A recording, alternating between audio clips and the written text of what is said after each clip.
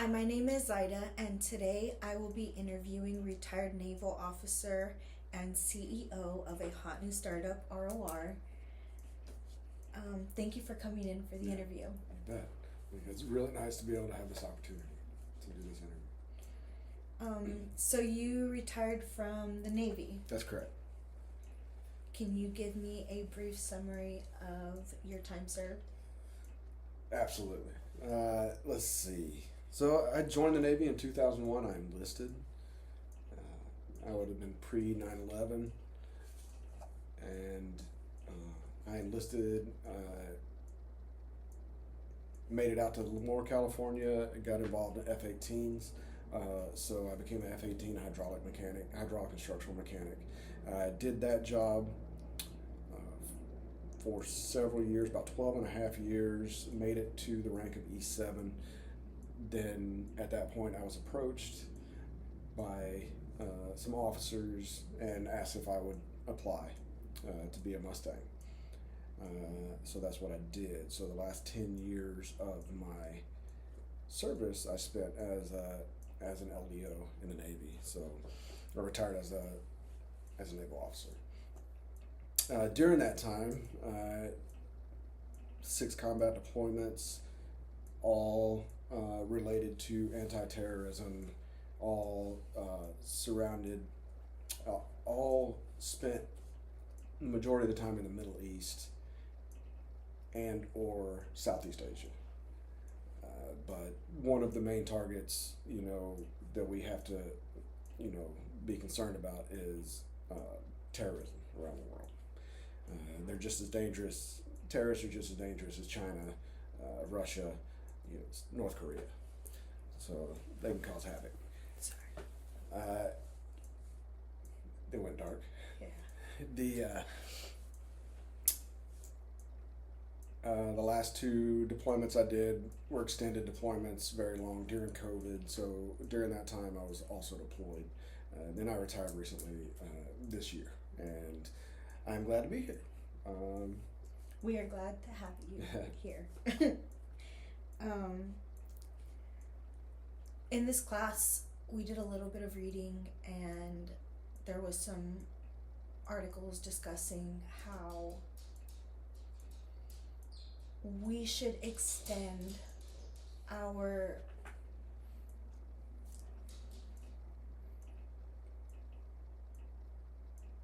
what we have built here as a nation, that we should extend those laws and liberties to terrorists and people of that group, extreme groups, because this is America and they deserve to have the same liberties and rights as an American citizen, essentially.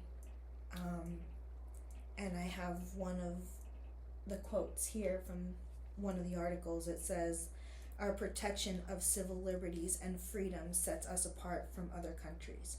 We should set an example for the world and show how a free democracy really works." Do you agree with this statement? As far as the United States being ambassadors for the world and world peace, I believe that's absolutely necessary. If not the U.S., then who is setting the example for the world stage?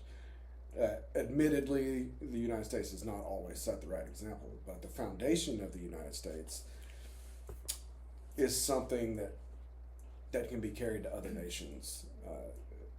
The way it was founded and the reasons it was founded should be the basics of every American's ethics. We do owe it to other countries that don't have, countries that are caught up in corruption, things like that, dictatorships. We owe it to those people for them to see how a democracy should work, constitutional republic, and then how freedom works, and liberties. Not being killed for something you said. I agree. Do you believe the sacrifices you have made to fight for our democracy and republic, to fight for our freedom, should those rights and liberties go to the same people trying to destroy what we and America stand for? I mean, it's difficult. That's a difficult question to answer, and I think the older service members get, I think their mind shifts more towards seeing that and being open-minded to everything that you're there you're protecting, whether you like it or not. You know, a lot of times it takes a little bit of seasoning in military service for you to, you know, not have your own bias about what freedoms, you know, matter. All freedoms, you know, matter in the United States. So, as much as my personal opinion may not feel like certain people deserve rights, if they're American citizen, I gotta go by the law, because that is what I signed an oath to protect and serve. Not special interest groups. Okay, thank you. Another quote or counterpoint was, religious freedom is another hallmark of our nation, and we should continue to promote religious diversity and tolerance. Please explain to me your view of religious diversity and tolerance. So again, going back to the founding of the nation, part of the reason why the nation was founded in America was for religious freedoms, and a lot of that was Christianity. You know, for you to be able to come here, you could be Catholic, you could be Christian. You know, there was no separate, there was no war over it. That was the point of people wanting to come here for religious freedom. And you know, the Constitution, I mean, it was written based off Christian religion. I don't think we can forget that as a nation, that should remain likely our base religion, if we're to continue in the capacity that the country was built around. But we're still a young country, so that's, you know, we could be coming into our own as far as what religious freedom looks like in the future. So I think there is room for it. You know, again, my personal feelings, whether I believe it or not, I still think there's room for different religions. I don't think, you know, various outlier religions should be, you know, necessarily taught in school. But I mean, it's kind of part of the American freedom. Well, they've kind of already taken God out of the schools, so Yeah. I don't know. We'll see. My next question for you is, should extreme groups receive this kind of grace, and why or why not? So extreme groups, like one side being Hamas, for example, they're pretty right, relevant.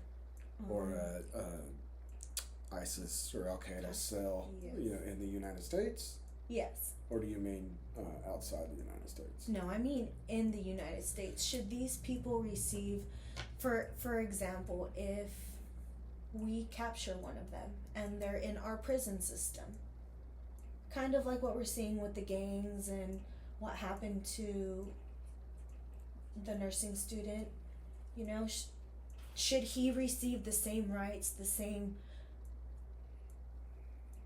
trial, I guess you can say, due to process? You know, should he receive that the same way an American citizen would? Well, should they be offered that grace? my only concern about not handling it, so I think it comes down to a basic function of maybe they don't deserve that due process because they're not even a citizen. You know, if they're part of a terrorist cell, they're here not as a citizen, if we're talking about that. But they could also be homegrown. They could be American citizens.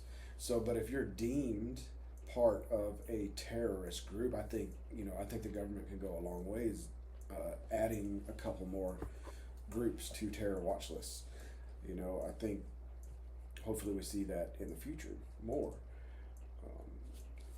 And if you're affiliated with that, like if you're affiliated with gangs in South Central LA, I don't think there's a whole lot of leniency by the police officers. They just consider you're affiliated, right? So if you're affiliated with terrorism, then, and especially if you're not here legally, then, I mean, here is the other side of that. We deport them, send them home, and say, hey, they did a bad thing in the United States. They were part of a terrorist cell. Can we trust Venezuela? Can we trust somebody, another country that they came from, they escaped from, to take advantage of theft and robbery and pillaging in the United States? If we send them back there, are they going to get the justice that is deserved? Or are they going to be put back on the streets? I think a lot of times the reason why the United States affords our due process to, no matter if they're, illegal, somebody that's here illegal, or if it's like, especially terrorists, I think a lot of times we do it to make sure there is a conviction, or there is, due process, for sure. So in that respect, I agree with it, because turning somebody, a really bad guy or gal, over to their homeland country, and then expecting their homeland country to punish them on our behalf is it's a stretch. It's a stretch.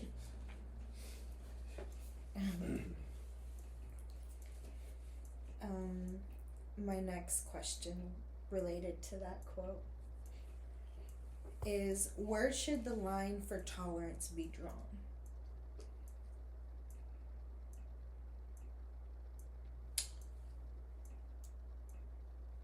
I think that's where law comes into effect. And then the line of tolerance is where you infringe on somebody's rights. Somebody's, God-given constitutional rights. In the United States. So you begin to infringe on other people's rights, now you got problems. And now we live in a very large country, and we're surrounded by people. So we're going to have those interactions. But it's not I don't think it's the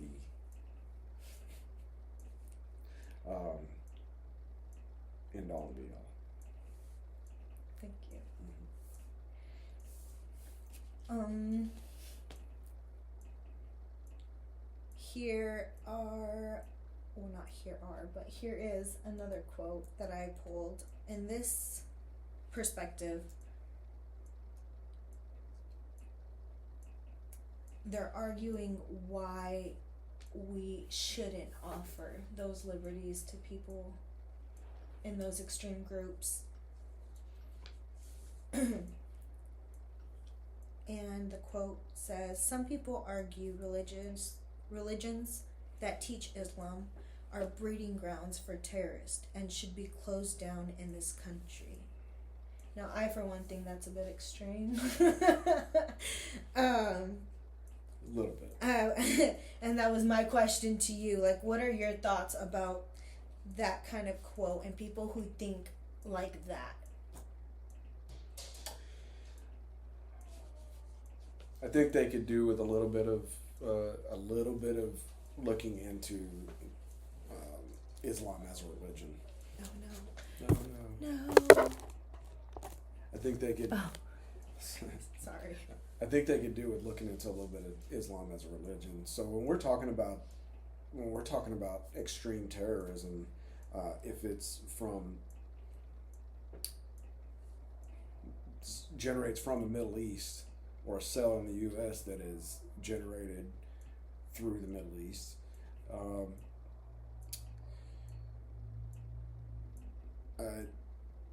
the one common theme is Islam, and a lot of things are done in the name of Islam.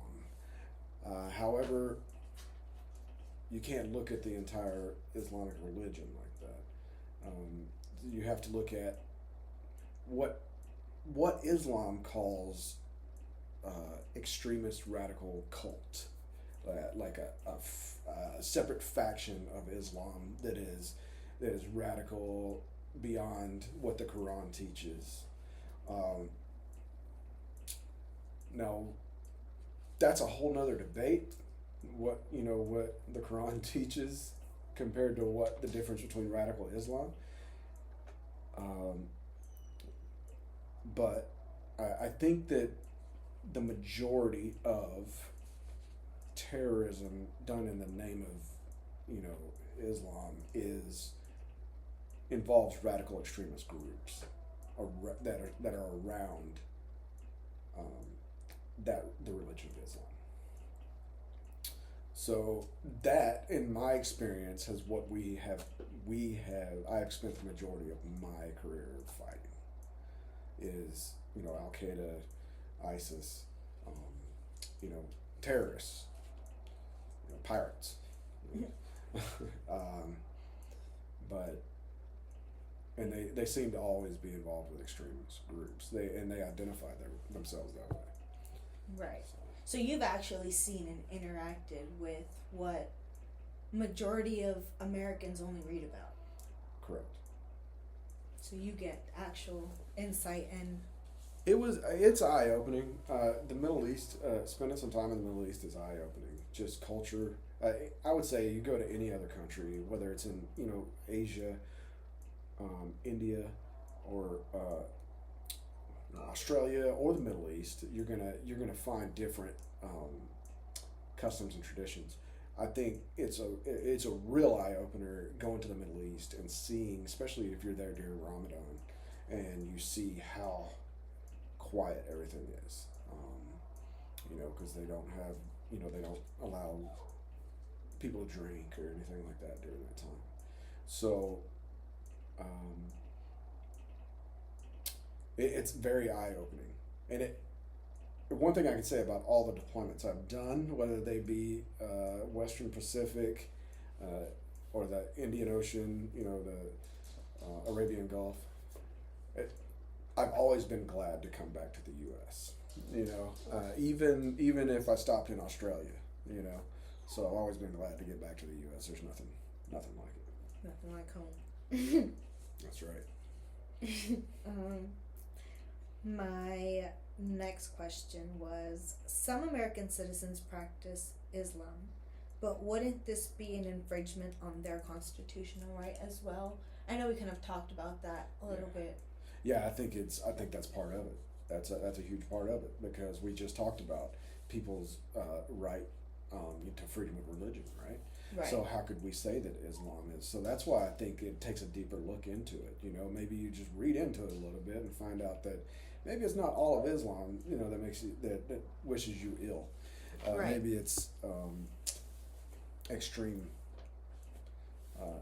factions.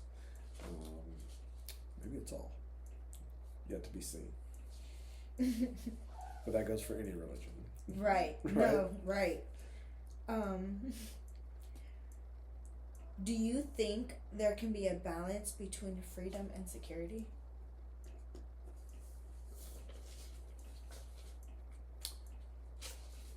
Absolutely, if the country focuses on securing freedoms. However, we don't seem to secure our freedoms as a country. We continue to give more and more and more, and create greater divides between the people in the United States. Create greater divides, political parties, whatever. So it doesn't seem like we're working towards the best interest of the United States. And I started to see that, in the military as well. Probably in the last 10 years, after the Obama administration, I saw a lot of downhill trajectory in the service, inside the service. Quality of life, ability to do your job with the right parts, the right tools, things like that, budget constraints, stuff like that, but still asked to do the same as we were doing. Produce the same result. Produce the same result, figure it out, which is a travesty, and when an admiral comes to talk to you, a 3-star, and they say, I don't want to hear about the parts, and I don't want to hear about the people that you need. Now, what can I do for you? That speaks to the larger situation of the nation, because the military is a small test group of the way the government is running the nation. It's just that in the military, the government has more control. They can force you to be vaccinated, whereas the government can't necessarily. They can try to blackball you. Correct. No, I remember that. Yeah.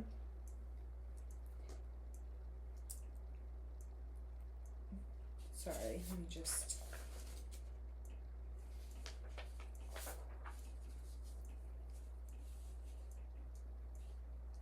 Based on the 22 to 23 years you honorably served as an officer in the Navy, do you believe there is a way to reform these extreme terrorist groups?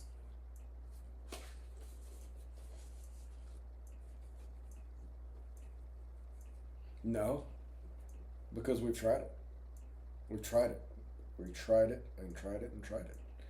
And as soon as we take U.S. forces or allied forces out of a region,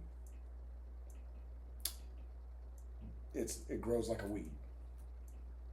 And we've proven that time and time again since shock and awe after 9/11.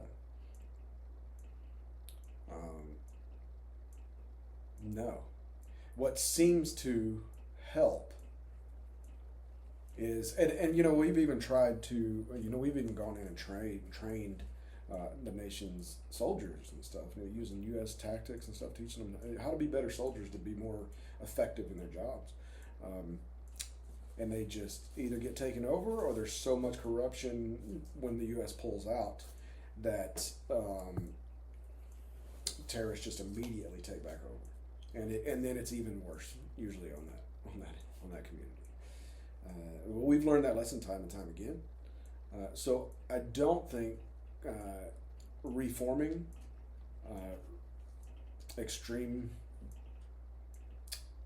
radical extremist terrorism, I don't think that reform is going to work there, because it's very deep seated in a religion, which is their version of Islam, which is not good for Americans. Or anything that the U.S. stands for. I don't believe that reform is possible. What tends to work is taking the major heads off the snakes, and then controlling forces on their side, recruiting, training camps, things like that. We saw Israel do a little bit of that. Oh yeah, we did. That was very tactful. Well, I mean, it's a tough, it's a political conversation. It's a, what's more important to the U.S. Than the amount of money that we spend on a war machine. That's where the majority of our stuff is going to fund. And war keeps the rich rich. Because it raises production, industrial production stuff. Right. So, yeah, it's a really interesting. So it's a really touchy subject. It's good to be able to talk about it in this context. Yes. Not having to pick a side. No, I agree. That's just my personal experience view. And thank you for sharing it. Absolutely. Oh, our We got about 5 minutes. yes, we got about 5 minutes and then we're gonna have to wrap up. Sorry, I lost my train of thought for a second.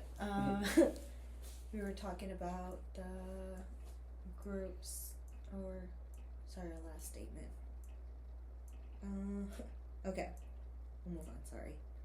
Based on your experience and interaction overseas, having spent time in the Middle East, do you believe there is a chance for peace? We were talking about Israel. That's what we were talking about. Do I believe there's a chance for peace in the Middle East? I absolutely do not believe that there is a chance for peace in the Middle East. They have been at war with themselves longer than the U.S. has been involved. Thousands of years. So I don't think there'll ever be peace in the Middle East. I don't think there'll be peace in the world due to geopolitical reasons. So countries are always, trying to do better for themselves and trying to make a come up. They're not always going to have the leadership that's going to do that the ethical way. Right. So I look at it like that. I look at, between Israel and Palestine, there's never going to be peace there. Even if there's a ceasefire, and there's really strong feelings about that are religion based. Right. For the people of Palestine, and the Jewish people, which are God's chosen people, if you choose to believe that. So if the U.S. is not siding with Israel, then we're doing something wrong. Yeah. However, I don't think the U.S. getting involved in the Middle East is going to make anything any better. I think that our policing the waters of the Middle East and keeping waterways open for industry, just for barges and major oil tankers and stuff like that. That's really a lot of what the Navy does over there. But for the last 20-something years, since 9/11, we've been dropping a lot of ordnance in the Middle East, Syria, Iraq, Afghanistan.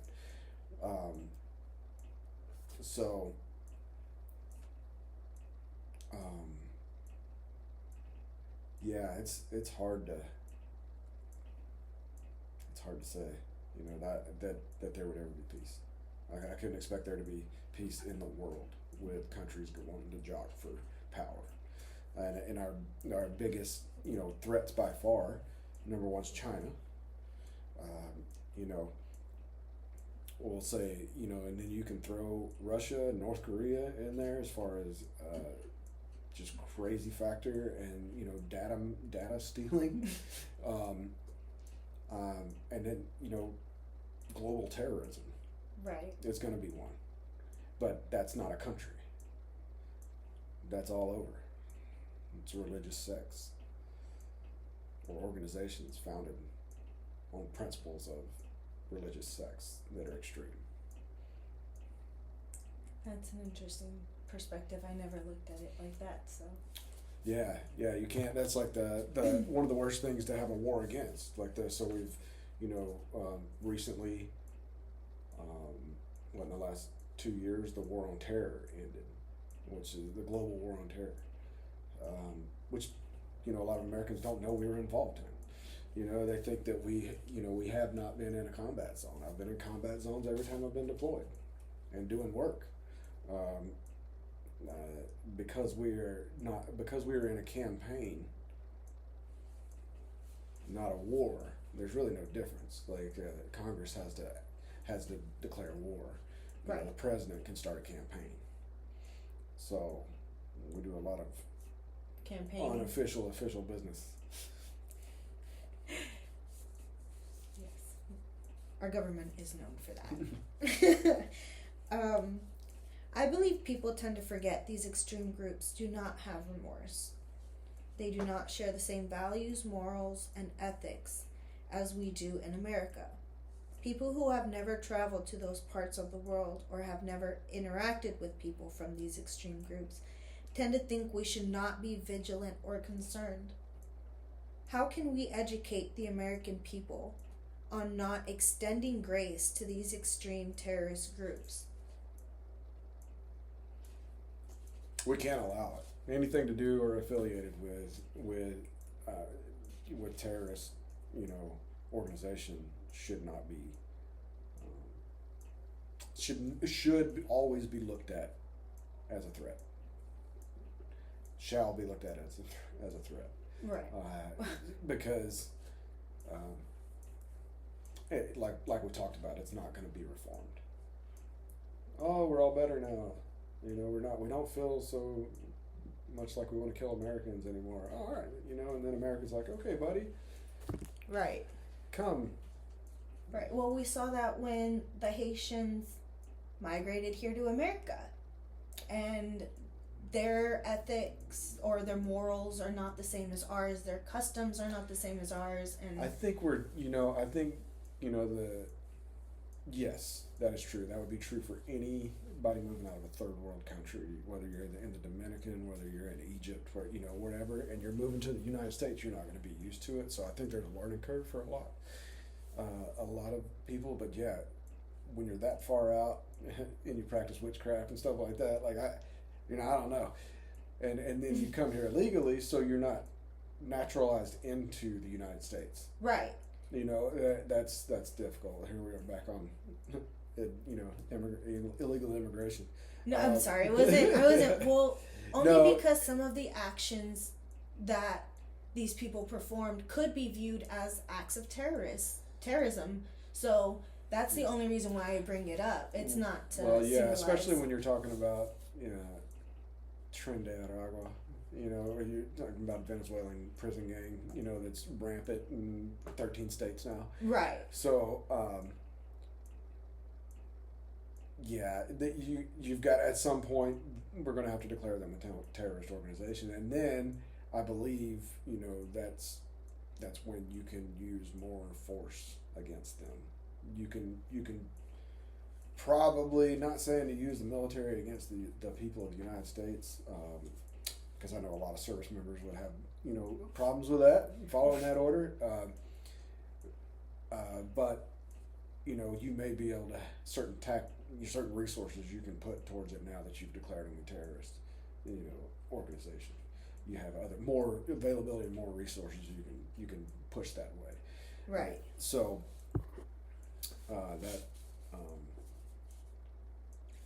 and I also think it's important for people to understand and grasp that we've seen how they interact. Some people in America have seen how people interact in third world countries firsthand, and they think that that's horrible. I'm not saying that it is. We've seen social media comments, and some people would say that's horrible. I don't think they realize what an actual terrorist is. So can you, in your mind, based off of your knowledge, your history, and your experience, what is a terrorist to you?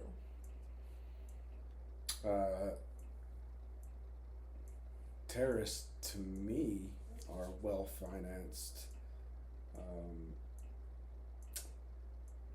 usually, and they are an arm for somebody. They'll go to the highest bidder, right? And perform atrocities for whoever is paying them. It's hard to say because, you go to Kuala Lumpur and you may be sitting in a coffee shop with terrorists talking about something. They're not there to hurt people. They're doing business, so there's that kind of terrorist, and then there's the, I think the one that we all have, the evil, potentially Islamic guy with the machine, the AK-47. Right. We have that idea, the Osama bin Laden guy. I think terrorist is a bit more I think it's on a higher level than just that, I believe too, because even in the Middle East, they're being funded by a bigger machine. So it's not just one, like you said, it's not just one religious group. There's different, it's everywhere. And it's a caliphate. That's what they like to call it. caliphate. But that's all I have for you today to ask, but we'll wrap up our interview. Thank you. Thank you.